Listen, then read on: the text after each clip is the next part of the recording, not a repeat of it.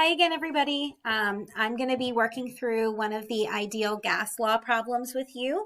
It's the first one on everybody's ideal gas law worksheet. So if you follow along, make sure you're writing this down, and then you'll have the first problem done. The problem reads, what is the pressure in millimeters of mercury exerted by a 0.75 mole sample of oxygen gas in a 47.8 liter container at 25 degrees Celsius? So we want to first, again, just like all the other problems, list what we know and what we're trying to find.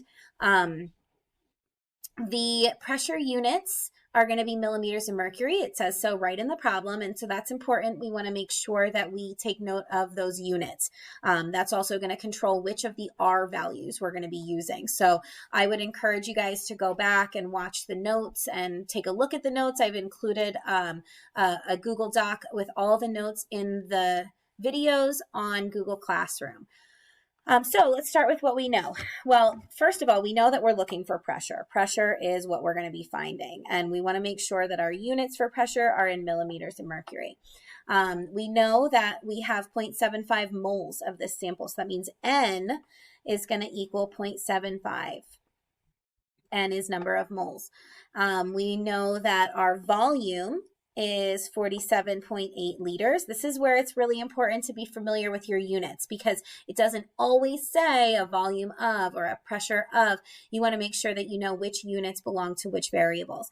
And we know that the temperature is 25 degrees Celsius, and we know that we want to add 273 to that to get to Kelvin, so that's 298 Kelvin.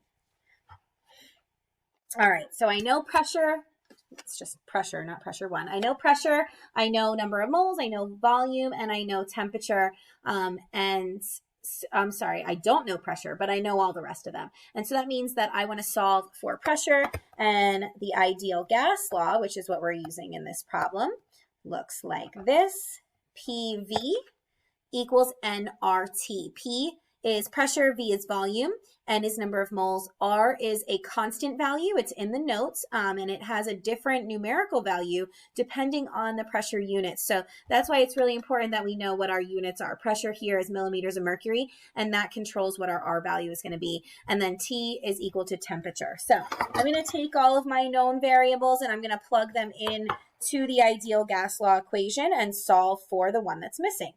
In this case, pressure is what I'm solving for. So pressure times volume, which is 47.8 liters, is equal to N, which is number of moles, 0.75 moles, times R. Now, because our pressure units are millimeters of mercury, that tells us we want to use the R value of 62.4. And we're going to multiply that by 298 Kelvin. That's our temperature. So pressure times volume equals nRT, and we're solving for pressure. So we're going to take nRT and we're going to multiply those values together, and then we're going to divide by volume to get pressure all by itself. 0.75 times 62.4 times 298.